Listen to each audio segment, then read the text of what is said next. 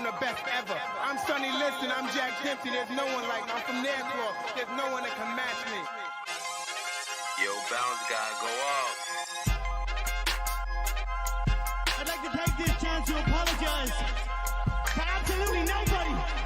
The double champ does what the he wants. Wilder's in a world of trouble, closing seconds. Can he weather the storm here in the third round? And the ball to superlative.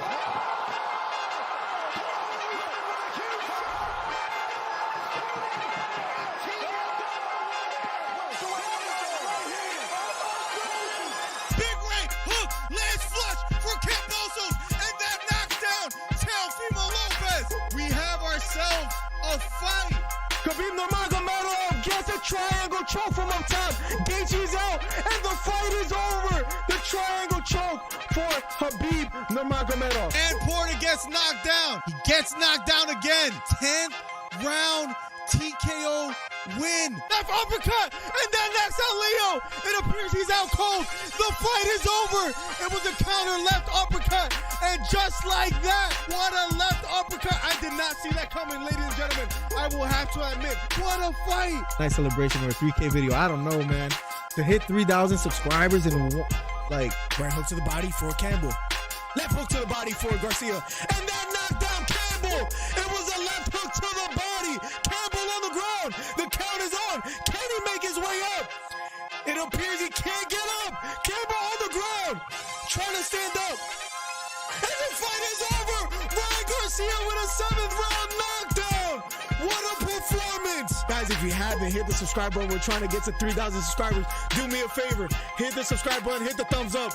We're trying to do record numbers today. Ryan Garcia tearing up and crying. What a performance for Ryan Garcia.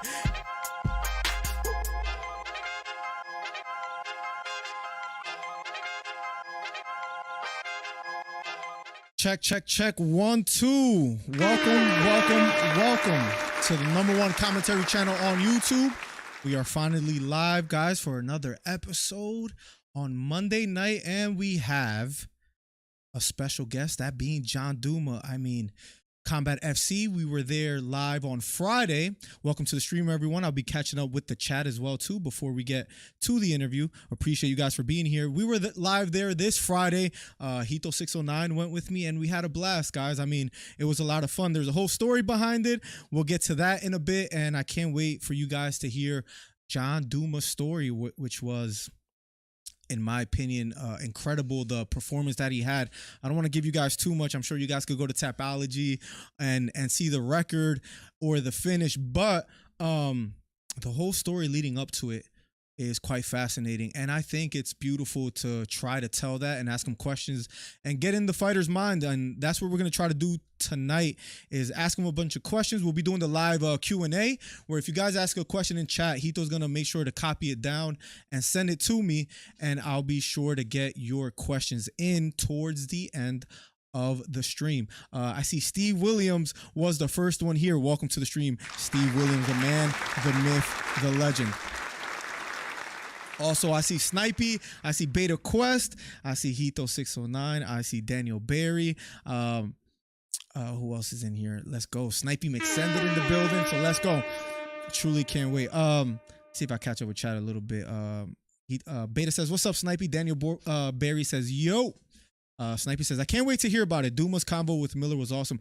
It's incredible to see that of the interview that we had about 2 weeks ago, before the performance that he put on, and he spoke of, if you guys remember, that video is posted of the interview of what he was going through.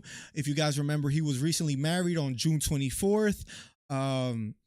He hired a nutritionist. He has a strong team behind him. He says, according to him, feels better than ever, and maybe that showed. So we'll be talking about that shortly. Jericho Bennett be in the building. Welcome to the stream.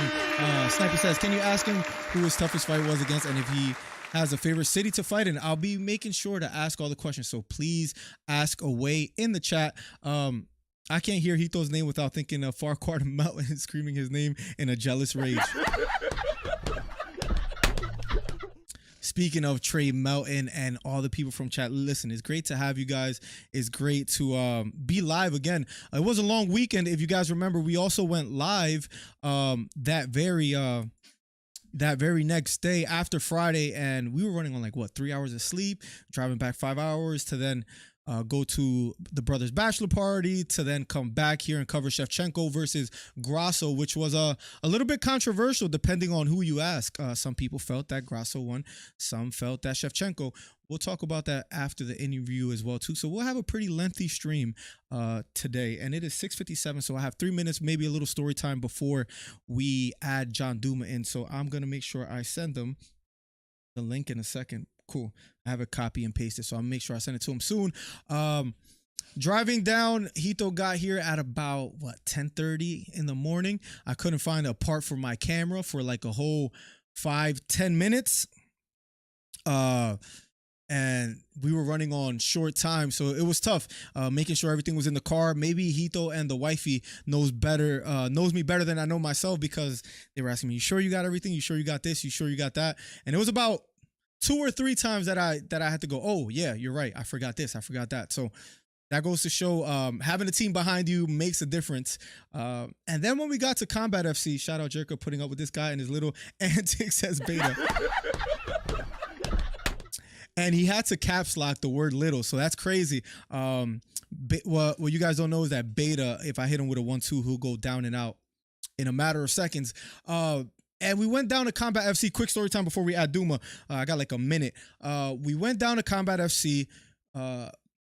It was Kyle who I was in contact with through TikTok, and I didn't know what he looked like. I didn't know what to expect, which was interesting, right? Because he says, make sure you look for me. My name is Kyle. Come find me, and then we'll work everything out. So I didn't know who I was looking for. And if you guys see the recent Instagram post, is a young fella in the second picture to the left. And there's 2 pictures of him there. And he treated me like if I knew him for years. He was he's doing an internship with Combat FC, and he's doing, I would say, I don't even know if he's watching, but if he is, shout out to you, Kyle. He did a great job showing me around with everything that was going on. Fighters getting into the venue, fans, making sure everything is working quite just fine. He did a phenomenal job on just giving us a quick tour, introducing us to Joe Cav, and just making us feel comfortable. If we needed anything, he said, just ask. And surely enough, he was around the whole time, making sure we were good.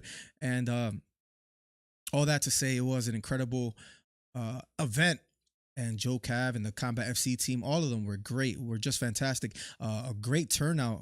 Arena was packed, and it was just fun to watch and spectate some fights from the preliminary card all the way to the main event. All the fights were great. The commentators were great. The cameramen were nice. Everybody was just great. So I truly can't wait to go back. Let's catch up with chat. I'm gonna send this link to Douma. It's 7 o'clock. So without further ado, I don't want to take up too much time. I'm sure the man is busy. Let's catch up. He tried to catch up with chat, but didn't see to post a community. I posted one, Beta, by the way. For the record, I did post something in the community tab. So there's that for you, man. We are improving. I know I'm the worst, I guess you could say, promoter of thyself. You could throw that 1-2. I just have to make a few small adjustments, Beta. Well, the 1-2 will probably land in your freaking chest. That's about as high as I'll probably reach. But yeah, once again, Combat FC was great, man. I mean, the whole show in general was just fantastic. The co-main, even the opener of the main card. You guys saw the video that I posted on Kyle Hill and that head kick that he landed. And credit to him, Beta. I saw your comment where the discipline it took for him to land a big shot, see that his opponent is going down, and not keep pulling the trigger, which is pretty crazy, right? I mean, that shows even at his first pro fight, the level of discipline, the level of just pure talent that he has. Okay, let's go. Yep, just making sure I catch up with something on there. I sent him the link, so he should be getting it in a matter of seconds, and then we'll have him on. In the meantime, let's catch up with chat just a bit. Beta, just put your hand on his forehead and straighten your arm. The disrespect here is just absolutely nuts. Oh, without further ado, 1 second. I see Douma in the building. Can you hear me, Douma? Yo, yo, yo. Yo, you hear me? We all good? Yes. Yep. Sweet. Hear you loud and clear. Without further ado, guys, we are live, and today we have with us the 135 bantamweight champion of Combat FC, John Douma. Welcome to the stream, John. It's great to have you, man. Nice, good to be back, man. What's going on? Nothing much. It was just great to have a conversation with you as far as our first interview, and 2 weeks later, you're now the champion. How does it feel? Feels good, man. It's you think about it so much during fight camp, like, and you expect it that like now that like everything's weared off a little bit, it's like, oh yeah, we knew this was gonna happen. So it's good, man. It's just starting to set in now. No, that's great. Did you get your mint ice cream? I remember you saying that's a post-fight celebration. I did. I couldn't bring it with me to the hotel, so I had to wait for the next day. But I got it in. I'm sure it was still just as good. Listen, going into your fight with Pilla, it was interesting to see. I don't know if you saw the poll on Fight TV, but they had Pilla winning as far as the votes on who would win. They had him at an 83%. You at a 17%. Was that extra motivation going into the fight? I knew things like that were gonna happen just because of his face. Obviously, you were there. Everybody had a Jake Pilla shirt on. And the fans are the ones that vote. So that's just it's a popularity contest in my eyes. I didn't see it as any like technical, anything technical. It was what it was. Nothing in the technical aspect. Was there any kind of emotional motivation because of that, or were you just indifferent towards it?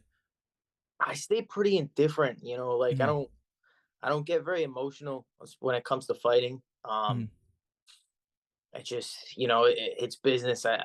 Like I said, I've done this so many times. I know how it goes. I've been the underdog more times in my career than I haven't. So, it's that kind of like, I kind of put everything else aside when I'm preparing for fights like that. So just was whatever. I kind of ignored it. And we'll get to the fight. There's plenty to talk about. I can't wait for that part. But heading into the fight in your camp, now that the fight is over, and I'm sure you didn't want to release information before that, but during the camp, were there any injuries? Was there any issues as far as heading into the fight that the public wasn't aware of? No, this camp was pretty good, man. I mean, bumps and bruises. Everybody's got those going into a fight, no matter what. But I think the way we train, I put together a real good camp. Me and my coaches, we kept things tight. We only train with certain guys, specialized to what I was going to be doing in there. So, I think as we do this more and as we grow and as we learn, the camps get a little bit, a little bit more professional. There's not as much getting hurt and shenanigans like that. So, felt good. And so no injuries or anything like that. Now, as far as Jake Pilla being an opponent, which we'll get to later as far as how much of a class act he was, but preparing for him, is there anything that you focused on one thing more than others as far as preparing for him stylistically? For him, I think a lot of like what I had to do was change things for me, change a little bit how I fight, so it wasn't as much like I knew, the way I went about that fight, I would be able to beat most guys. So it wasn't as much like geared towards Jake. It was just about changing how I go out there and do things. No, absolutely. And then once we get into the fight, the first, I guess, memorable moment for most was not in your favors. It was a spinning back kick. And then a flurry of punches. What were your emotions when that landed? I just time to fight, I guess. That's kind of like my MO a little bit. I need to get like, you got to land one or two for me to really get going. Like I have kind of like a breakthrough moment when I get hit that I'm like, you know what, I already got hit. I don't care anymore, and I'm just gonna get after it. So that was a good thing that happened early, early when it did. But no, I wasn't like, it kind of stunned me more really than it hurt me. I didn't It was a great kick, beautifully timed, Yep. placed beautifully. Uh, I couldn't believe I got hit with it, and I didn't really know what I got hit with. So that's really all it was. But it's kind of my mind is like elsewhere when I'm fighting, so kind of hard to say what exactly was going through my mind. No, that makes sense. And he landed that kick. He landed, I believe, a strong right uppercut. And a few punches may have snuck in. Might have been tough to notice. Then he goes for a takedown while you're hurt. And you're on the bottom and you're going for a choke. And then the next thing I remember, were you able to rewatch the fight? Yeah. I watched it a bunch of times. So what I noticed, you tell me if my, I guess, path of thinking is correct, but after the choke, you didn't get the choke, but then after that, a few seconds later, you go for an inverted triangle, and he's trying to throw some hammer fist. Then you go for a knee bar. Then you go for a heel hook, or at least it looked like a knee bar, and then a heel hook. So even while you were hurt, you were still trying to be offensive. Which to me it was, some people in the heat of the moment, they shell up, they try to just defend and maybe, lock on a hip and, try to wrestle back up. You chose to be offensive as maybe your best form of defense. Can you tell me a little bit about that? Mm-hmm. Yeah. That's kind of my style in jiu-jitsu. Like the way my coach puts it is like in like categories. So like if you're up one, or you're up two. If you're down, you're at, if we're even, we're at 0, right? Yep. If he's up 1 and I'm -1. Right. So I got to bring myself back to at least 0. And then when I can start bringing myself to 1, then now he's starting to be on the defensive and I can start to work my way out of it. So I wasn't really trying to finish all that weird stuff, like all that crazy stuff I was throwing up. I was just trying to get him to back off a little bit. So he realizes that he's in a dangerous spot. He gets out, and then we get back to work. That was just like, that wasn't even thinking, like all that stuff. Like I just did. There was no thought process. I know that choke, I shouldn't have held on to it for as long as I had. Were you squeezing there like a lot? It seemed like you were, but so my arm wasn't. You're not supposed to do that move like that guillotine from side control, because obviously he tried it. You could do the Von Flue choke. Yep. I had him in a way where he was so far over the top, it was picking his legs up. So I knew I could bring my legs underneath and eventually get myself back into half guard. Once I was in half guard, I would be safe from the Von Flue choke, and then I can work from there. I'd rather work from there than side control. He got back up out of that, and then I was in my guard. He was standing in front of me. He kicked me and kind of spun me sideways a little bit, and went in for side control. I had my feet up, so they just kind of landed in that position. I was like, might as well try it. So I kind of locked in the inverted triangle just to get like myself back to that +1 again. Yep. I wasn't gonna try to finish that. I saw there was a toe hold that I grabbed, like just something, just to get myself up to 2. So I'd be in a real good spot. Kind of grabbed the toe hold. I knew he wasn't going to go for it. So I turned out into that, into like that heel hook position. It was like a 50-50 position. And then, I think we both just said, let's continue this elsewhere. Yeah, it was sort of a stalemate. It made me laugh in a sense, looking back at it like now, where inverted triangle, knee bar, toe hold, heel hook. It's almost as if you were drilling, like, let me get every submission in I can. But it did make him react. He did have to pay attention to what you were doing. And then you guys find yourselves back on your feet.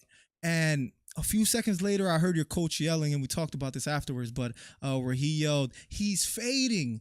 Yep. Did you feel like he was fading before your coach said that, or did he put you on that?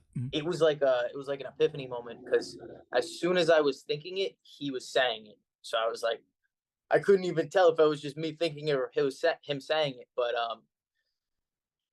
I started landing a couple punches. That was working. He was reacting to my feints real well. So I was like, you know what? And then I already had, like I said, that like, I don't care anymore moment. I already got hit, so let's get after it. It's kind of perfect timing, and we put it all together. Was it more of too also where he landed a big shot and that didn't put you out? Was there something too as far as I felt his power? I felt maybe some of his best shots because he did land some like a left hook during some sequences as well Yeah. too, and you landed your own.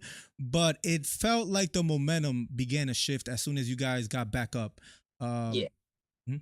Well, like, you know, every time he's done that in his pro career, it's worked. Like, you know, every flurry he had in the beginning, just like he had on me, is he's finished his opponent with that. So, you know, I've been in that same position in my career, and I know that, like that didn't work. Now what? You get that, you know, that's like poison. You start thinking that for 1 second, and it just infects your whole brain and your whole body, and you know, it's tough to deal with. So I kind of felt like I might have had that going on. It's hard to say because like Yeah. thoughts come and go in the cage, but Right. you're not really there. You're just doing things. It's a strange experience, man. It must be a strange experience, but it worked out for you because Yeah, yeah. he did start fading, and you landed a couple big shots. Do you think Jake was too loose in there? Because again, you talked about how that has always worked for him. Do you think that was a detriment to him, or is that more just your experience was able to weather that storm where maybe he didn't expect it? Yeah, I think it was just my experience. You know, and Jake's gonna that you know it was a good learning experience for him too. You know, he's gonna rise and overcome from that. Realize where he made a mistake, and you know I know he's a good fighter, so he will, and he'll get right back on his horse. Um, but you know that's just one of those things, man. He comes with experience. You can't fake it. No, and it worked out. How did it feel once you landed that big shot? You see him kind of fall to the canvas. Referee gets in the way, and you put your hands up in the air. At that moment, what were the emotions running through your mind? It's weird that Mhm. like you're doing it and you don't really think it's real while it's happening, and then like every time I finish a fight, first thought is like, oh man, it's over.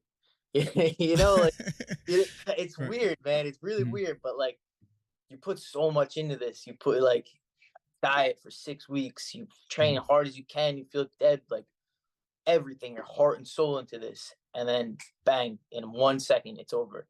So it's almost like, oh, what the hell? But you know, I'd much rather come out like that than you know, like I did my last fight, or you know, in a bloody war and just squeak by. You know, it's now you know now that I can think about it and sit back and be like, yeah, that was good. But while I was in there, I was going. You know, I was You might be one of if not the first fighter that at least I've heard that most people are like, yeah, I felt happy, I felt good. The first time, like, man, it's over. Like I feel kind of sad. You but I guess that's a testament to how hard you train. Your wife said afterwards, after the fight, all he does eat, sleep, train, and that's day after day. And she sees the work that you put behind the scenes. How did it feel having the support of your family, your friends, the fans while you were there after the fight? it feels great, man. You know, it's like I said, not a lot of people came out for me, you know, but the ones that did, I love them all. So it was you know it was awesome to have them there and just have a you know a chill night afterwards, relax. You were there, everybody, you Mhm. know, we were all hanging out. It was a great time. So you know that means the world. And then like you get like when you're in fight camps and killing yourself and training and dieting, people start to like lose sight a little bit. Um, you know, why are you doing this? What is well, you know, you really need to go through all this, that, you know, so it's nice to be like, yeah, like you know, I did, you know, I went through it, it paid off. That's why I did everything. And just to show the people like that's why I do all, you know, what I do, train so hard, eat right the whole time, everything. And I'm sure every second of that preparation worked out because you got hurt in the beginning, you fall to the canvas, but I'm sure your conditioning, your technique, everything you've done throughout your career, Yeah. I guess it's fair to say, paid off in that very moment. Yeah. Got a couple fan questions for you, and then we'll talk about what's next for you. But we'll do the same thing as last time. Yeah. Yeah. The first fan question was, I already asked you how was that post fight meal. So, what's your usual walk around weight? Walk around, not in fight camp, not like dieting. I Mhm. around 160. You know, just kind of eating. I don't really ever go off the handle, but like, you know, just eating whatever I want and still training. I never stopped training. It's usually around 160. Gotcha. Another fan question. Was it a mistake for him for going for the takedown while you were stunned? No, no. I think it was probably a good move. I wasn't gonna go down. I just got like my feet stopped moving. I think that was the biggest thing. I was surprised that he hit me, and then it kind of stopped my flow a little bit, Mhm. and just kind of paused. I was gonna go in and grab him, so it probably would have. That was best case scenario for him. I think he wasn't gonna knock me out like that. Probably not. So yeah. Who was your toughest fight, and what favorite city to fight in? Toughest fight was Joe Penafiel. My title fight before this. That dude was just made out of bricks, dude. He would not go Right. down. I hit him with everything I had, and he was just standing there laughing at me. It was crazy. Shout out to him, man. He's a beast. What was the second question? Oh, favorite And city. yep. Man, that's a good one. Now I fought in Massachusetts so many times that I like that commission. Like for me, it's like a lot of Mhm. it is about the commission, because when I'm fighting, I'm fighting. It just is what it is. Um, I guess I guess Boston. Even though some of them, most of the time, I'm not like the hometown guy. Those, the crowd just goes crazy, and they love fighting and they're way into it. So yeah, I'd probably say Boston. I fought in Jersey once. I want to say Jersey, but Mhm. I say Boston. Boston takes the cake. All right, another one for you. How is your health post fight, and what was your worst injury in the octagon? Uh, post Health post fight's great. I feel good. Ready to train. Like I'm kind of going crazy now. Like Mhm. trying to take this week off. I'm gonna go back Wednesday now. I decided I can't take too long off. And then sorry, what was the second one? What was your worst injury? Oh, geez. I guess my broken orbital. Did we talk about that one in the first interview? No, we didn't. No. Oh man, so my second fight ever. Second fight as an amateur. Like first jab that landed shattered my orbital, and it broke it so bad. So the doctor explained to me, like, when you're older, it's like your bones are like a tree branch, right? So the older ones snap and they just snap clean. But when you're young and you're a kid, I was 18 or 19 years old at the time. So when it broke, it splintered. Like if you just break a fresh Mhm. branch, splintered. And when it did that, the splinter caught the bottom muscle on my eye that moves my eye Oh my around. god. So I couldn't move it at all. But the other eye was moving, so everything was double vision. Um, that was crazy. I won that fight. I ended up just taking him down. Um, but yeah, we took like my mom was with me, both my parents were with me, and it took us like 4 days to go to the hospital. Like Oh. my dad's friend is an eye doctor, and I didn't really tell him much about the double vision. So the first appointment, he was like, "Oh, it's just a scratch cornea. You should be okay." Second time I came in, it was like 2 days later, because it was a Saturday that we fought. He wasn't open on Sunday, so I had to go on Monday. That he's like, "Come in tomorrow," so that or 2 days later, so that Tuesday or Wednesday. I was like, "Man, that." He's like, "Oh, everything's good." I was like, "But with the double vision's still there." He's like, "Oh," so he sent me to a doctor, who sent me another doctor, who sent me to the emergency room, who sent me to Columbia University Medical in New York City, because they were the only ones that would do that surgery. Went there like first thing in the morning. The guy's like, "You needed surgery like 3 days ago. Like Oh man. I'm gonna do what I can do, and it's gonna be what it is." Luckily, it's like a medical miracle. I'm totally fine now. So No, yeah, that's great.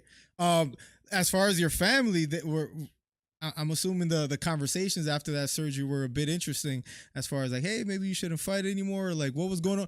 Were you even at that point like, hey, this is what I want to do, and I'm gonna keep doing it? Or was there a little bit of doubt in your mind? no, I don't. There was not at that time, man. And Yeah, like you met my dad, he's yeah, yeah, he's yeah. cool with everything. So Right. he, they knew that's where my heart was, and that's why I moved from Jersey to stay in Rhode Island. Mm. I was determined. I won that fight, so it was kind of hard to argue with me. Right. You got the job done regardless. Yeah, I knew like that was kind of this is what I should be doing. So I didn't really get too much of that. I'm sure some people were thinking that, but they didn't want to rain on my parade. So thankfully, Not only you, but your dad as well too. It was cool to talk to him. If he's watching, what's up, buddy? Both of you guys said, speaking of your mother, she watches everything, right? So if you're watching, shout out to you as well. But what I want to ask you, John, is what was her response? The first initial conversation when you were able to talk to her, did you call her? What exactly happened and how was that? After this fight? After this fight, yes. Yeah, I called her. She asked me a million questions. Like she was all she was all happy. Yeah, she was just real excited. Like I said, it's harder for her to come out now, but she's my biggest fan. So she's great about it. No, that's incredible, man. It was cool to hear the same thing from you and your dad as far as like just showing her praise. Yeah. Another fan question: worst state commission if you have one? Oh man, I don't want to get anybody mad. You could keep it to yourself. It's up to you. Mm-hmm. It's not even like the commission's. Well, I guess it is the commission's fault, but it's certain like. I mean, Jersey was pretty bad. Not like it's just how strict they are. Like, and it's dumb things like with your medicals, like they have to be signed by like certain doctors instead of others. Like, so I can go to my regular doctor for Massachusetts, New Hampshire, wherever else I'm gonna fight. But if I go to if I fight in Jersey, I have to see an eye specialist. I have to see like a doctor with like a DO or an MD. I have to I have to see a neurosurgeon. So like a lot of stuff like that. Wow. Other than that, most commissions are pretty much the same, pretty straightforward. It's just stupid little stuff like that. Yeah, like hoops and hurdles, I guess, as far as that. Pain in the ass, but it is what it is. Yeah, you get a job. If anybody has any more questions, I'll try to get to them afterwards. I wanted to continue the conversation with you, and I asked you this after, I believe, as well. But just to ask you as far as two more questions, how was it? First of all, how was it fighting for Combat FC? If you could just detail that a little bit for those that are interested. It was great. They're real easy to work with. It's little things like that just go such a long way with me. Just being like guys are approachable, they're nice to you. They don't, even though I know I was the B-side going in, I know they wanted Jake to win. Obviously, he sells 1 million tickets. But they didn't treat me like that. They had, as much respect as they possibly could. They were, everything was pretty smooth and professional. Not too much crap to deal with. So, and I really appreciate that. And then like, they do an awesome job. They got a great venue. They put on a good show. A lot of good guys are fighting over there. I understand they're going to be back on Fight Pass. So, I'm glad to be representing them as a champion, and I look forward to defending that belt. Credit to them. Even if Jake Pillar was the favorite, and even if he sold more tickets after you won, they posted you just as much. I think they would have if Jake won.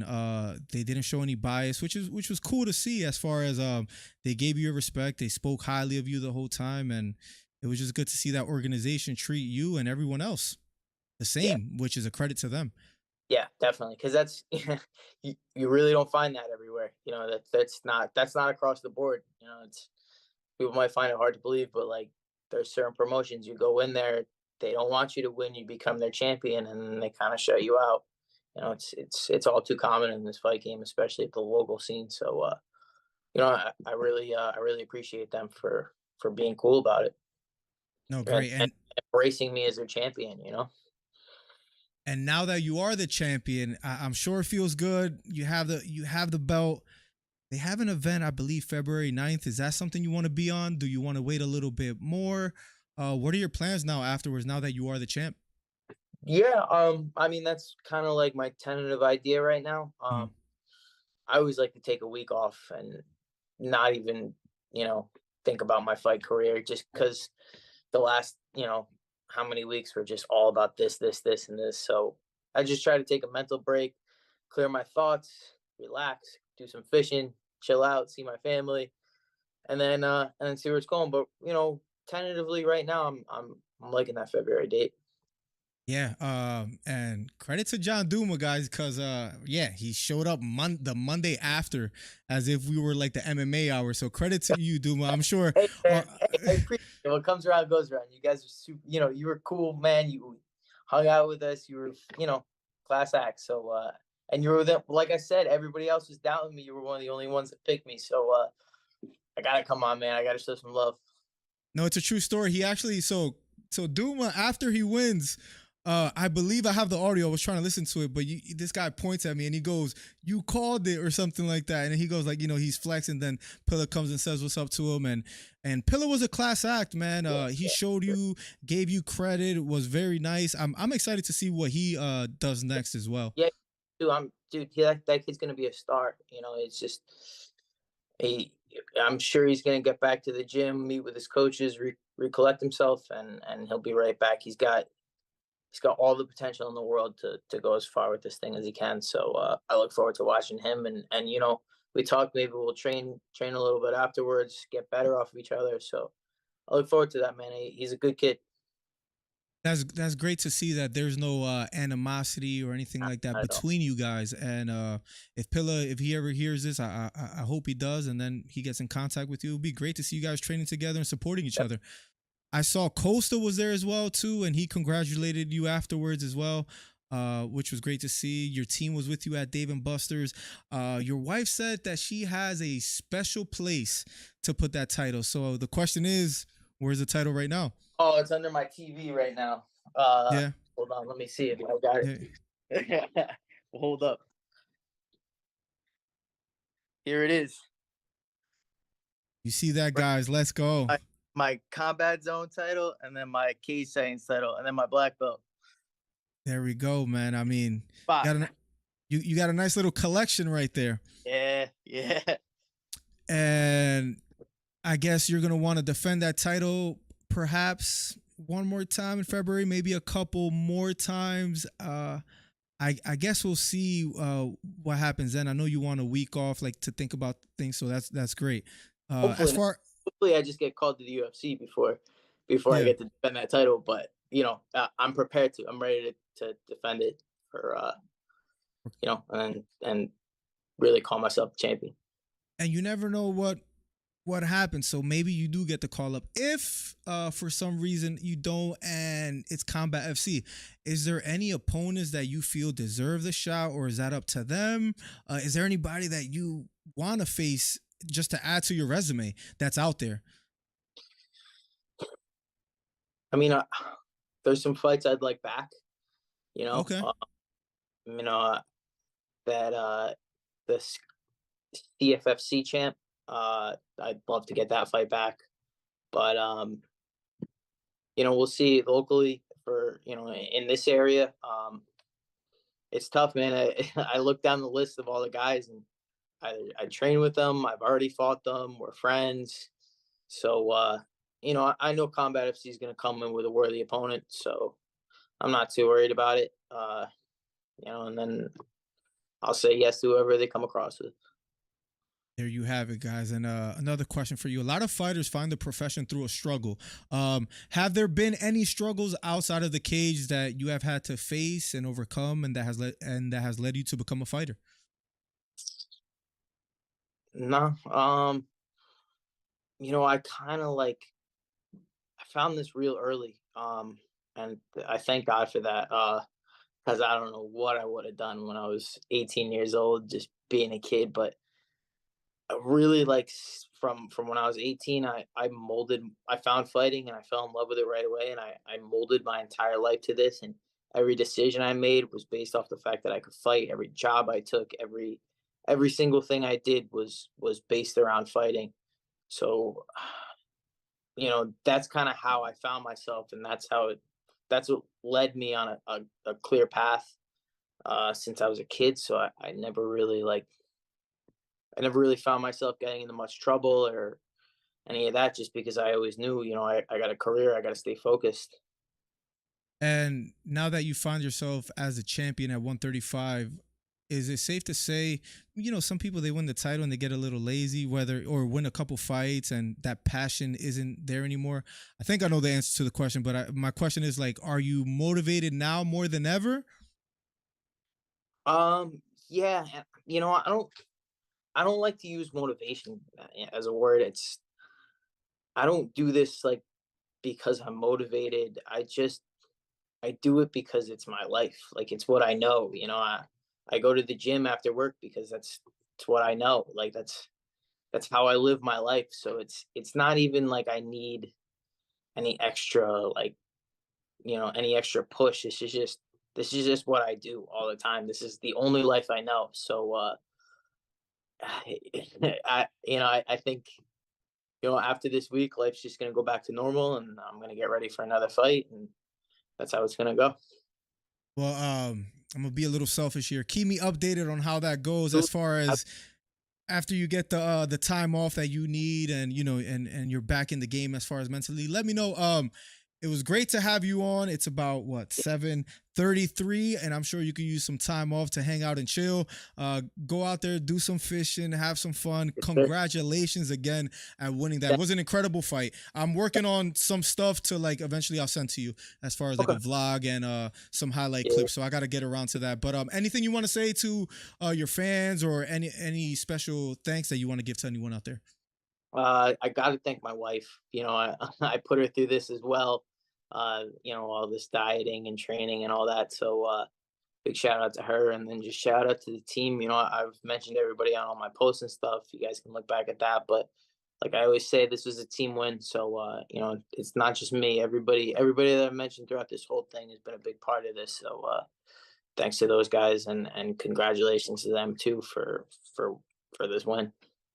And you shout out your wife, and the last quote I'll say is one of hers. She goes, "Eat, sleep, train." That's all he does. So keep eating, keep sleeping, keep training.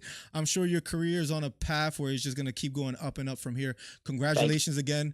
Would hope to have you again. You have a good night. Say hi to the family and all that for me, and you have a good rest of your night, bro. Thank you. All right, brother. You too. Good talking to you again. I'll see you. Likewise. Peace, man. All right, man. There you have it, guys. John Douma.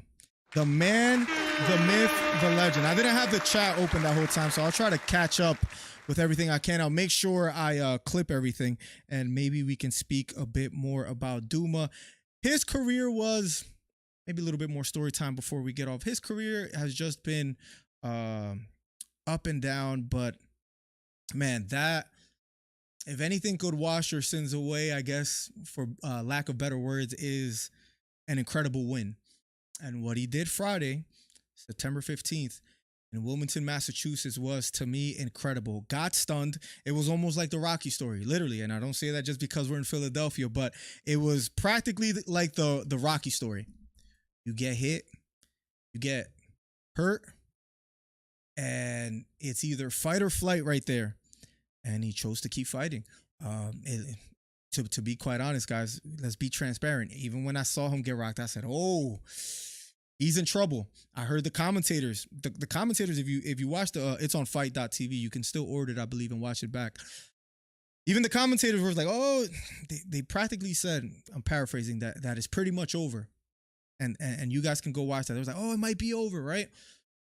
And they're justified in saying that because he was hit with a big shot that snuck through his guard.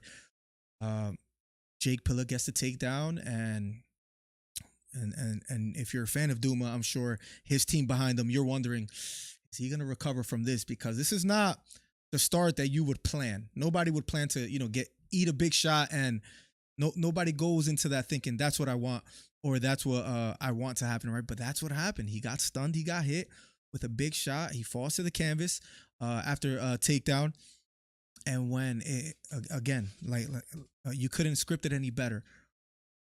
When they get back up to their feet, Pilla smiles at him. Douma smiles at him back. They touch hands. They show each other respect.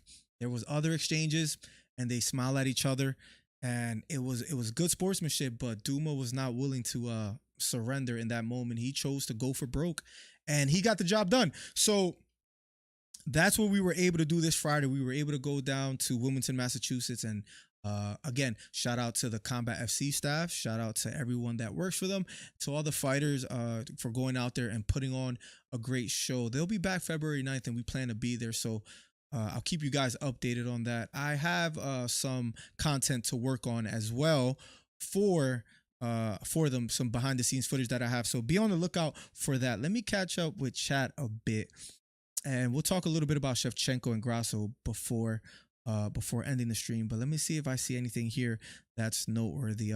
Hito says, congrats, John. Snipey says, Douma, thanks, champ. Michael Max says, great interview. Snipey says, great conversation. And it'll be great to do some live call-ins as well, too. So let me open up the lines in a second. Shevchenko and Grasso will be the topic as far as, was that win merited for Alexa Grasso? Was it too close to call? Is a draw a good outcome for the fight? I mean, at the end of the day, because of it's a draw, Grasso is still the champ.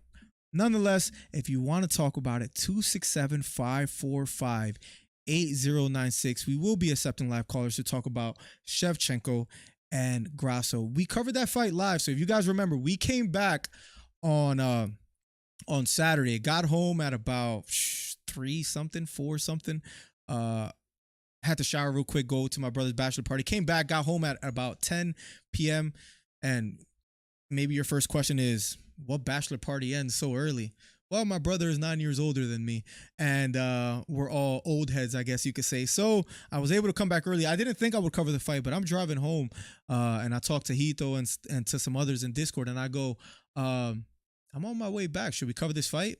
A bunch of you guys said yes. We went live. We got 2.3K viewers on that, which is great. We were able to commentate the fight, and people, they enjoyed the fights. We saw Kevin Holland and JDM as the co-main, and then we saw the main event, Shevchenko and Grasso. Now, I thought, in my very honest opinion, I thought that Shevchenko did enough to win. That was our first watch. That was while commentating the fight. I will watch it back and tell you guys what I think, but I think I had it 3-1 going into the 5th. And I guess you could say that Grasso wins the 5th round because she took the back, some ground and pound. She had like about a minute and a half of ground control time towards the end. But a unique and interesting detail was, if you guys seen Shevchenko and Grasso in that 5th round, a judge scored it 10-8 for Grasso.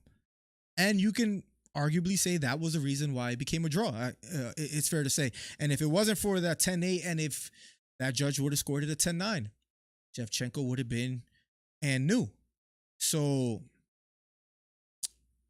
were you guys okay with that outcome? 267-545-8096. Michael Max says, hey, Miller DC, enjoying all your good work you're putting in. Sky is the limit. Thank you so much, Michael Max. We appreciate you, man. You've been supporting us for a while and coming through every live commentary.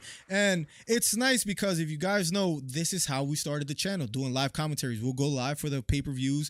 People will come through, and if they couldn't order the pay-per-view, if they didn't have service or they just were unable to, that's how we started the channel, live commentating. And to branch out to doing live interviews, whether it's on the YouTube channel, then we did a couple live interviews at the event. We're branching out. We're doing more than just commentary. And it feels good to make content, to edit. We have the shorts going on TikTok and YouTube and all that. So it's safe to say that we're putting in the work, and we're getting, we're seeing rewards on that aspect. So it feels good to just branch out and do something different.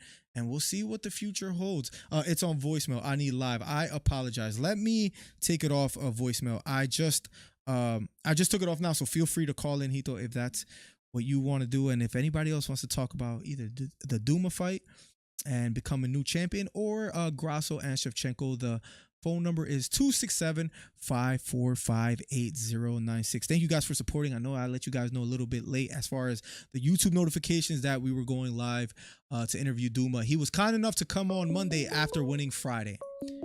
So that was great to have him on. We have a live caller. Hito 609 is on the call. So let's answer and see what he has to say. Hito, welcome to the stream. What's up? How you doing? Good, man. How you doing today, man? Not bad. First and foremost, Combat FC, that was awesome. The experience was awesome. It was insane. Everything was more than we thought it was gonna be. We definitely learned a lot of things on the fly. It was a lot more work than you would expect. But Absolutely. Overall, the payoff was amazing. I'm sure the videos will show that in the future. Yeah, I can't wait to work out on the vlog and work on a couple things we have for Combat FC from even the very first. Remember that Kyle Hill knockout that we were able to post, the Yano Oliveira getting the job done, and then Douma getting the win. Quick story before Hito continues his call. Hito was around a bunch of fans that were on the other side, and man, I wish I had video of it. I would pay to have that. There's a small glimpse of a video, but he's jumping from one corner of the venue to the other, just jumping up and down, and he had the Michael Jordan hops because you just see him like floating in the air, just jumping from one side to another. He was excited. You want to talk to us a little bit about your even when he got hit with a big shot, did you feel, or maybe you have the faith of Peter or something like that, but did you feel it was a little bit scary when he got caught? Bro, I suffer from anxiety, all right? I was putting it out there, right? And so and I'm such like a fan, right? Like I'm like rooting for him, and I'm like noticing everybody else is a Jake Filler fan. I'm like, no way. So when this guy rocked him in the beginning, and I saw like that onslaught, I'm like, oh no, like I'm not even worried about him being knocked out. I'm worried about the ref jumping in. You know what I mean? Oh, so that was something that I was worried about as well too. Real quick, good night, Isla, love you. I thought I was the only one that thought about that. It's interesting you bring that up. I was worried about that as well too. He looked like he wanted to jump in there. He was playing a little bit of like, I don't know, like hopscotch or kind of just wanting to jump in there. Glad he didn't. And then, so I still feel that I think it was a mistake to take him down, but but he took him down, and then I felt a little bit better there. And obviously when they got back on their feet, it was great. So overall, like I was anxious. I thought I was freaking out when he first got stunned. And then when he knocked him out, I could go back. I haven't dunked since high school. I could have dunked in that moment. No, absolutely. And it's one of those things where he got stunned, right? You would think maybe it takes him a little bit to recover. Yeah, he's on his feet. He got the finish in that very round. Yeah. On the Shevchenko, she won that. Hands down, she won that. That was not a 10-8 round. If that 10-8 round made it a draw, that's wild. That is not a 10-8 round. And I'm not hearing nobody defend that being a 10-8 round. That's crazy. Shevchenko piecing her up the whole fight pretty much. And she had some great moments at the end there, and had her in the choke, whatever. It's not a 10-8 round. That's wild to me. I think they robbed Shevchenko. That was the determining factor, and it's very rare to me, a 10-8 round, and I know most people feel that way. There is an update on the rules, so we can talk about that. But a 10-8 round is, do you remember Magomed Ankalaev and Jan Blachowicz? That's like a 10-8 round where Magomed Ankalaev was just dominating Jan Blachowicz on the ground, or something similar to that is what I would say is a 10-8. That's not what I saw against Shevchenko. If anything, Shevchenko was winning the first half of the round, even about into 3 minutes and 20 seconds or so in, and it was kind of reminiscent of the first fight, until she made a little mistake, and Grasso, being the opportunist that she is as far as her fight style, she got the back, and that, I guess, swayed the judges. I just got one more thing. I sent you a video on Discord. I want everybody to know what Trey's been up to since he's been gone and not doing the Monday Night Trash Talk. This is the stuff that Trey's getting involved to. If you're able to play that video, I just want to kind of know, like, what kind of grown man looked at somebody else that way. That's kind of weird to me. So if you're able to play it on Discord, I'd fully appreciate it. Full screen it if you can, you know what I mean? Let's see what we have here. Let me see. Can I full screen this? Let me hit the download, and then Got you. I'll play that in a sec. Oh, yeah, I got it full screen for you. Any last thoughts you want to share on Shevchenko, Douma, before I play this video? Nope, that's all I gotta say. Thank you for the call, Hito. We do have a Discord. Thank you, Snipey, for putting that in the chat. And here's the video that Hito609 requested. Let me maybe move me out the way because I might be in the way. Thank you, Michael Mack, for gifting a membership, by the way, as well, too. Always showing love, always helping us grow the channel. So thank you so much, Michael. That is appreciated. I'll allow it. Nonetheless, let's see what we have from Trey Melton here. Remember, this is our co-host on the Trash Talk Mondays that has a golf channel as well. Here we go. What is love? Baby, don't hurt me. Don't hurt me no more. Hey, guy. I might have to play that one more time. What is love? Maybe he could explain this to us. Baby, don't hurt me. Don't hurt me no more. Hey. I think that's what Trey was doing during the UFC fight night this past weekend. Thank you for calling in, Hito609. Thank you for the 2 gifted memberships, Michael Mack. He gifted one to Plugs and gifted one as well to William Souther. So thank you so much. Maybe that could be explained because I sure know that I can't. Maybe Trey's out there if he wants to call in 267-545-8096. The number 1 commentary channel on YouTube. It's nice, guys, to branch out a bit. Michael Mack, once again, thank you for the 2 gifted memberships. It's nice to branch out. It's nice to do live interviews. I have a few ideas that I would like to share with Combat FC, and let's see if we could keep the ball rolling. Trey, if you're out there, because I know he doesn't miss a show, but maybe he's doing what we just saw on the screen right now. You can call in and you can share your thoughts. Let's catch up with chat. Laughing my ass off. Hito, I don't know where Hito finds this exclusive content at. Michael Mack Nice says Snipey. Hito says laughing my ass off. Listen, I don't know if you could explain that, so we'll see what he has to say. We do have a call from a 201 number. Maybe that's Trey. Maybe he has thoughts on Shevchenko and What's up, Mo? Russell. It's Chris Faith. It's Chris Faith. So let's talk. Press 1. Here we go. Chris Faith, you are on the line and you have 3 minutes on the clock. What's up, Chris Faith? Hey, what's up, Melo DC? How's your day? And also, I just want to say congrats on, well, seeing that event. I wish I would have been there, even though I was not, but I did saw clips from you and Gito, 609, and wow, it was amazing that you guys did. You guys killed it, by the way. You guys killed it. Excellent. I appreciate that, Chris Faith. Thank you so much, man. It was fun to watch. I think you're in the Jersey, New York area. The 909 number that's calling in, I'll make sure I give you a call back after this. I think you're in the Jersey and New York area, and if I'm correct, maybe you could find yourself traveling up there whenever we go up there again. Someday, probably by the end of this year. You never know. Right. Absolutely. You want us, and thank you for showing us appreciation. My question to you is going to the Grasso and Shevchenko. Do you want to talk a little bit about that before we get to our next caller? Yes, even though I did not predict it was going to be a draw, I predicted that Shevchenko was going to win. But guess what? I'm not complaining or anything. Look, there's going to be a trilogy fight within either later this year or next year. But I could say, look, for that, there's something else that's going to happen, which is Aaron Blanchfield versus Manon Fiorot, because I know they both want a title shot, but no, the only way they could get a title shot, they got to fight each other first. Then we could talk about their title shot opportunity. That's fair to say. I see some saying that Blanchfield should maybe even just get the immediate shot because they don't want to see Shevchenko and Grasso 3. What do you think about that? Well, they're just hating, honestly. I don't understand why they're hating. Maybe because, we just want Alexa Grasso to keep going and stuff. Well, guess what? Shevchenko defended 7 times, and I doubt if she's going to reach to number 7. I'm talking about Grasso.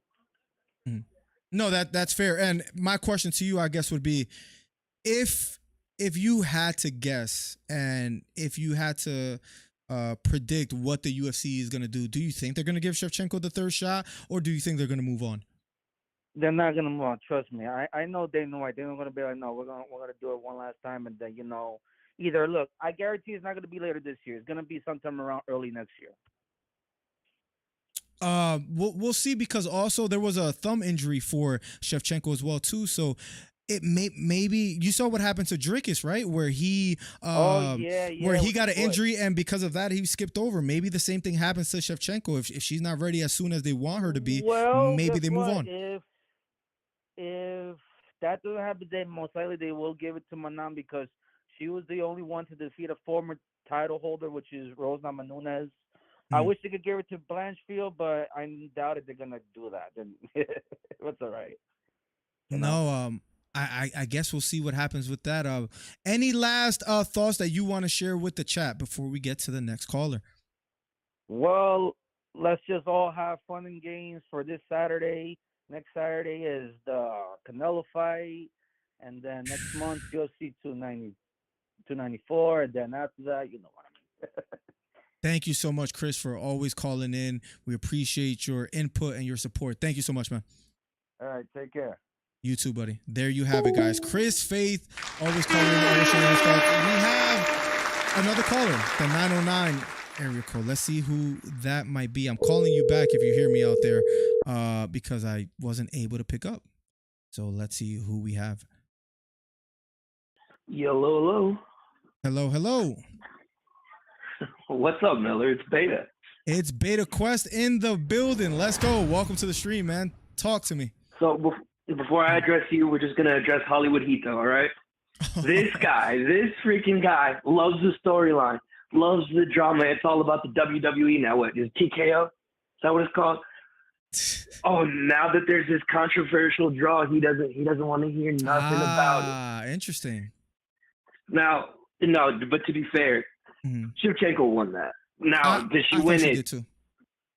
Did she win it beautifully? No, by no means.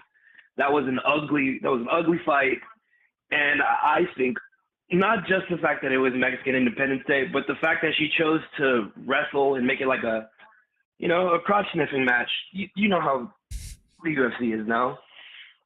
They want the finish. They want the excitement. Let me ask you this, Beta, too. Can you justify that 10-8 round? Is there any way you could do that? No, absolutely not. No way. Yeah, it's pretty sad that was the outcome as a result of a 10-8 round. I see what you mean by the whole WWE thing. Does she not deserve a rematch, right? I think, and this is terrible of me to say, I think the division should move on, because I'm tired of the let's run it back immediately thing that the UFC's got going on. Let's just let the division play out for a little bit, and then if she can beat two people, give her the shot. Oh, so you have her on the path to you got to fight a couple fights, one maybe two, in order to get the shot again? Maybe just one. I mean, Poirier only needed to win one to go right back to title contention talks, right? So if you have a love for Shevchenko, give her an easy W. Let her, test her mettle, and then go back to it. But I don't want to see an immediate rematch. It's just a turn off for the sport for me. So play matchmaker with me here. If there's no immediate rematch, who would you like to see Grasso fight next? Who would you like to see Valentina fight next? I know I'm putting you under the 8 ball. There's Blanchfield. There's Fierro. I'll pull up the rankings for you right now and tell you a couple names if that helps. Suarez too on there? Give me 1 second. Scrolling down in just a bit. We have so the list right now is Grasso, Grasso, Shevchenko, Blanchfield, Fierro, Talia Santos, Chukagian, Andrade, Lauren Murphy, Macy Barber. Okay, so then Blanchfield makes sense, and Blanchfield makes sense, and Fierro makes sense for Shevchenko. I don't really see anybody else on that list who deserves a title shot. I mean, Chukagian, what? Who did she last fight? Fierro, right? And got knocked out?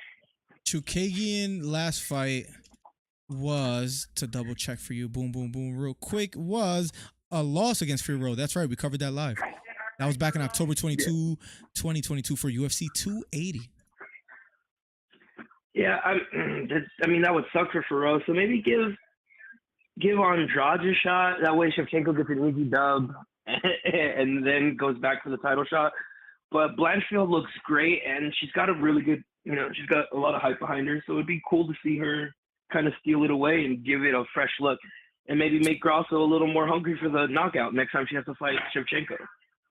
This doesn't happen often, Beta, and it scares me because usually with the predictions I'm right and you're wrong, and I feel like Blanchfield should be next too. So that kind of worries me a little bit because I picked. So we're in agreement. I picked Blanchfield for Grasso. I picked Fierro for Shevchenko.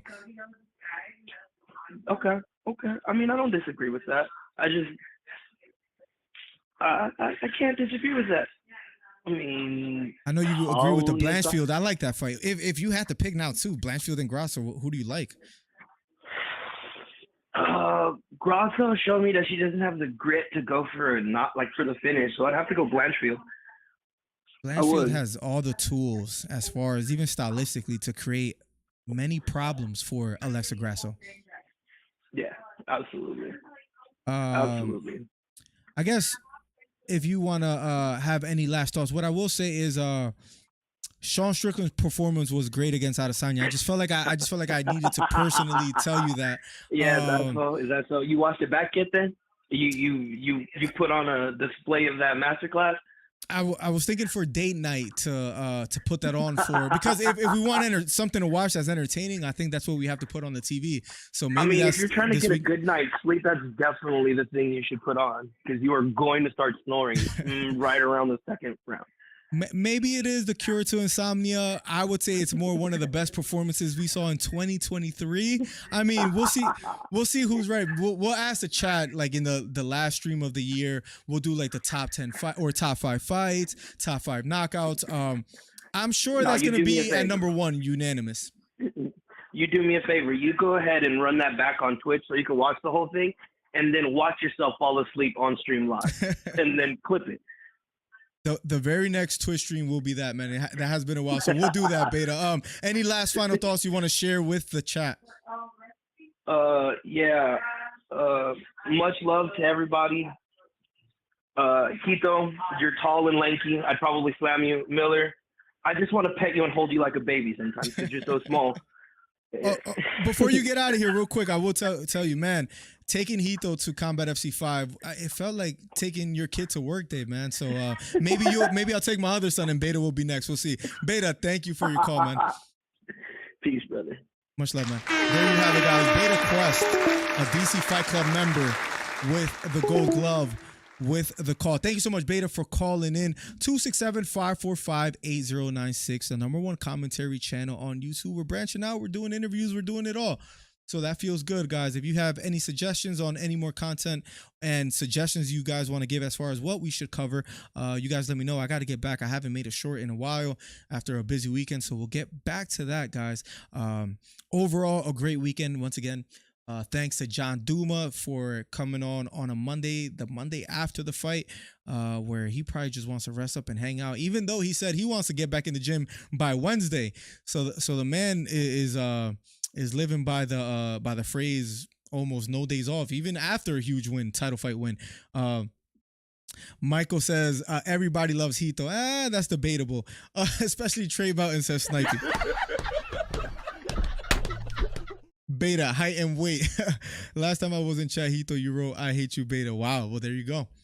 A lot of animosity in the chat. I'll make sure the very first thing after this live stream that I'm going to do is I'm going to crop the John Douma interview, and I'll make that separate. So if for some reason you're listening live and you just tuned in here and you weren't able to watch it, in a matter of minutes, seconds, even after the live stream tonight, that'll be its own separate video. So I will post that. When I do, I'll make sure I put on Discord, Twitter, and you guys can share it to whoever you know that wants to learn more about fighters and what they go through and their journey. I think Douma, and maybe this is a niche, I don't know, but I like capturing the story of a fighter like John Douma, the underdog, and a fighter that's trying to climb back up, has had some speed bumps or obstacles in the way, and now he might be the best. And I wish I would have told him too, because maybe I'll hit him up. I'll shoot him a text. Don't want to annoy him, but one of his best qualities and why I can see him being successful. As even elementary as it sounds, is a good quality that he has. If you guys want to order the pay-per-view on Fight TV, I think it's still available. One of the best qualities that he has that I wanted to commend him on is, again, might sound elementary, straight punches. A lot of times when fighters hurt an opponent and maybe their emotions get the best of them, or just in general, if a fighter wants to land a big shot, so they throw looping punches, right? For example, I hate to use this example, but just as one, Raul Rosas versus Christian Rodriguez, right? When he would throw, it was looping punches. It wasn't straight punches. So him not being that experienced in the striking department, I think showed against Christian. Douma, what I can say about him is compact, technical, effective. His 1-2, beautiful. His feint to then throw the right hook over the top when he landed the big shot, amazing. I can, not that I'm in there in the gym with him seeing everything he's working on, but I'm sure that has been something that he's been developing, is just being more precise, more effective, not, throwing everything behind one punch. It was, nice 1-2s, maybe a slip, maybe a 1-2-3 that he landed. There was exchanges where his punches were, straight to the point and effective and not leaving much out there for his opponent, even after getting caught. Perfect, you be the smallest guy I've smoked in my life, says Beta. Hello, I'm 5'4" and 157. There we go. We might have a bantamweight matchup. What's my favorite UFC streamer? Thank you so much, Horizon. Welcome to the stream, man. Horizon, question for you, since you asked me, is who do you think won? As far as I thought Valentina got it done. When I called it live, maybe I'll watch it back and talk to you guys about it a bit more. I had it 3-1 going into the fifth, if you guys play the video back. So if you give that fifth round to Grasso, which is understandable, it would still be 3-2 for Shevchenko. So I can see why it's debatable. What bothered me a bit more, if anything, is I just can't get behind a judge scoring the fifth round a 10-8 round. I don't think that round was that wide of a margin for, or justifiable for a judge to say, you know what, there was so much domination in that round, and I don't even think Shevchenko got rocked where she fell to the canvas and then Grasso took her back. It didn't seem like she was in extreme danger for a long duration. So for that to be a 10-8 to me was just, maybe I'll make a short on that as well too. Maybe that needs to be done. Oh, but Horizon says, Alexa, I don't agree with your pick, and I would like to maybe know more about it, Horizon. We do got to get out of here soon, but if you could share maybe the rounds that you had for Grasso or what did it for you, maybe you believe that it was a 10-8 round, and maybe you could justify that. Did Val get any knockdowns off Alexa? I don't think so. No, and Alexa got a knockdown on Shevchenko. Shevchenko started, especially even in the fifth round, the beginning of the fifth round, started to land some very clean shots, and it almost seemed like she was pulling away in the fifth round until the back take. You could have given a 9-9, but definitely not a 10-8. Yeah, because that first half of the round was all Shevchenko. So to give it a 10-8 is just to me is not justified. And the thing that sucks when it comes to judging is that we'll never hear the story, I think, unless if someone does, you guys could share it in the future. But I don't think we're going to get an explanation on why the judge felt the need to score that a 10-8. Again, Magomed Ankalaev versus Blachowicz, fifth round, 10-8 round. That's fair. That's the one that comes to recent memory more than anything. Thank you guys for you guys that showed out. We started a late stream on UFC Fight Night for Shevchenko and Grasso. Over 2.3 viewers, 2.3K. So it was incredible. I would hate to be a judge. It is tough. It's a tough job. I would have almost even been more okay with Alexa winning the fight if there was just a disagreement on the rounds, but it didn't sit with me well that it was a 10-8. If you guys feel that, and I don't think that it's there's much discussion about that, of people agreeing that it's a 10-8 round. That's the problem. Same Mac, also a ref, F a lot of that. Yeah, imagine Herb Dean, where he gets criticized for stopping a fight early or late. It's like as a recent, right? Like a little bit too early, a little bit too late. It's subjective. It's up to the ref's discretion, and that makes it tough. even the Douma fight, just to talk about the most recent event, the Douma fight, Hito mentioned that he was worried that the ref will stop the fight. Thank God he didn't. Thank God he, I don't know, like some people feel that Mark Goddard stops fights early. So if it was someone like him or Keith Peterson or Jason Herzog, who knows if they would have stopped that fight. I don't believe so. I truly don't believe they would have, but I just thank God that didn't happen, because that comeback win, again, a Rocky story. Fun fact: John Douma's dad is a Phillies fan, which is cool to see. Maybe we could attribute that to Douma's success. That Islam fight gonna go ham. I truly can't wait for that. I got the Brazilian winning. What makes you think, Horizon, that? What makes you believe that Islam Makhachev is gonna lose to Oliveira after the performance that they had in their first fight? And you see fighters say this a lot. I mean, you saw Chito Vera versus Sanhagen, where Chito says, I just didn't have it that night. You saw again with Oliveira, where he was basically saying that wasn't him in there. There's another fight that I can't think of that was recently where they had the same explanation when they said, that wasn't my best performance. I just didn't feel it tonight. I was off. Now, that's fair if you believe that, or if you believe Oliveira, but at the end of the day, to then pick Oliveira is tough for me to do. What makes you believe that Oliveira will get the job done? Now, to me, what I will say about Oliveira, as we almost close up the show, is Oliveira to me is one of the most dangerous fighters in the UFC when it comes to the first round, when it comes to starting out strong, when it comes to he gets stunned and he's able to bounce back and get a win. You saw that he was able to do that against Chandler. You saw Poirier have some moments of success, and nonetheless, Oliveira was able to close the show. But Makhachev, in how disciplined he is, compact, and then you add to that the level and degree of wrestling that he has, it's tough. Now, maybe Oliveira feels that it can be done because he saw glimpses of success when it came to Volkanovski and Makhachev. Because if you remember seeing that fight, if there was 30 seconds or a minute added, and I know this is a big hypothetical, big what if there was a minute added to that fight, I think it's fair to say that maybe Volkanovski would have got the finish. Islam looked hurt. There's pictures out there of his facial expression while Volkanovski is landing some hammer fist. Makhachev was exhausted. And if Volkanovski had more time, maybe he could have got the job done. Perhaps that's why Oliveira feels, listen, you know what? A few little adjustments, a few little things that I fix here and there, and you guys will see that I will come out victorious and I will be able to do maybe what Volkanovski wasn't able to do. Maybe there's a little bit of that.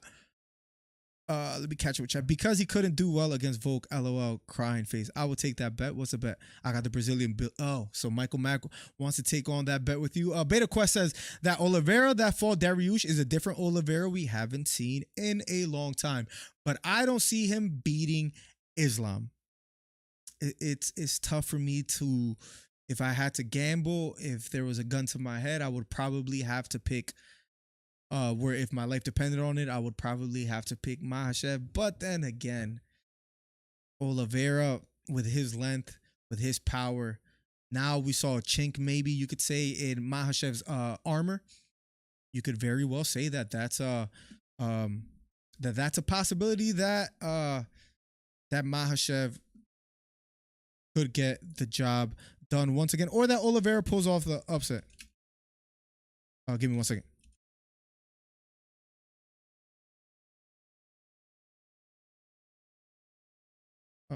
Give me. Let's catch up with chat. Enough about us. Who you got? Well, there you go.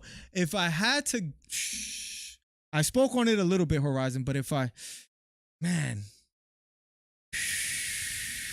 what does Max Kellerman say? If the Martians' beams were pointed directly at me, life on the line, who I had to pick, I'm going Andre Iguodala.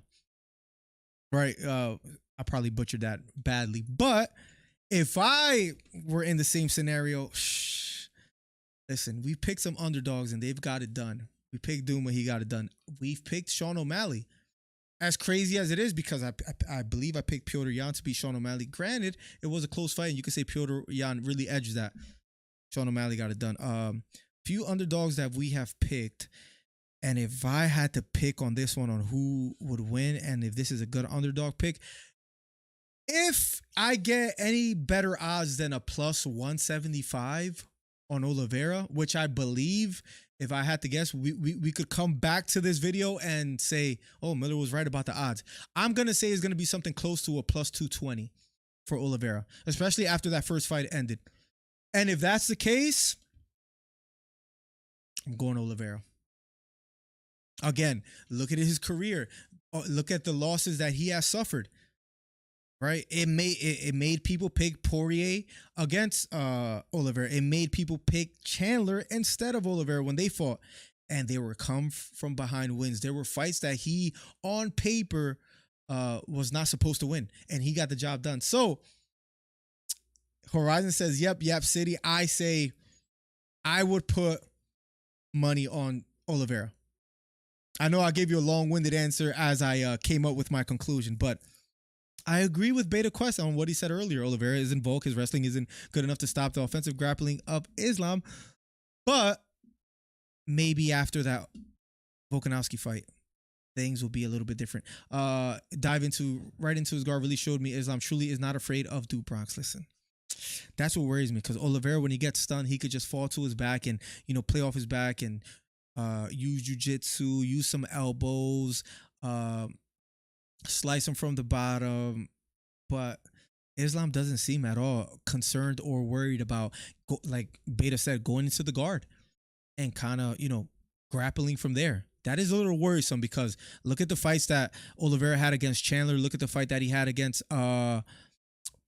He's got hurt. He's been dropped, and then it's almost that fighters won't go into the guard, and that's why Oliveira is able to recover. Islam did not care one bit about that. He jumped right in there and got the knockdown. How do you even have a channel anymore? Because I'm picking Oliveira? Check your Discord when you get a chance, Hito. And wow, I mean, I think it's fair to say, wow.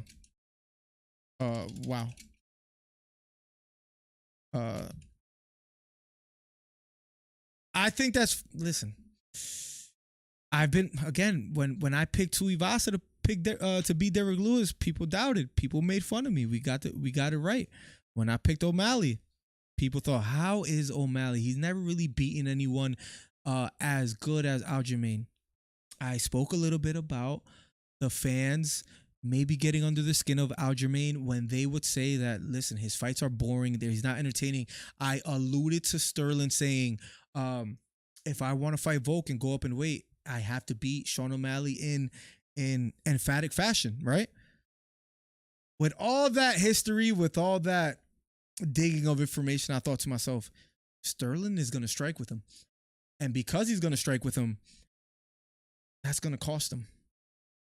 And boy, were we right. And to add on top of that, I don't know if Hito ever got a prediction right. I know me and my boy Plugs in the chat have gotten predictions right, but I don't know if Hito ever got one right. I don't know if Horizon ever got one right. Maybe they can mention one that I'm unaware of. But from what I remember, so good conversation, guys, today. By the way, hit the thumbs up if you haven't already. #1 commentary channel on YouTube. It was nice to have a sort of lengthy discussion on future fights in the UFC. I'm going to cut the John Douma interview and I will post it, and then I'll share it for those that have missed it. If you're just getting here, it was a great interview. I'll make sure I post it, so be on the lookout for that. Hit the bell for post notifications. Hit the subscribe button if you're new. Beta says he just doesn't have any sort of fear of Duke Bronx grappling at all. The path to victory for Charles is keeping it on the feet and exposing the poor striking of Islam, and that's going to be a tall task, because I wouldn't call it poor striking either, even though Volkanovski may have exposed, but that's credit to Volkanovski striking. Nonetheless, there's so much to talk about. We'll be live for another live stream hopefully soon. I'll keep you guys updated on Discord and Twitter, Instagram, and all that, so be on the lookout for that. Let me go edit this video. Let me go, I think I found the unsubscribe button. #1 commentary channel on YouTube. Guys, God bless. Good night. Thank you for a fun stream. Be here in the next one. Be on the lookout for content. Hito's a hater. I took my son to work and it was great. Horizon, I don't know if you ever picked the correct fight. Michael Mack, thank you for ongoing support. Thank you for being a member and supporting this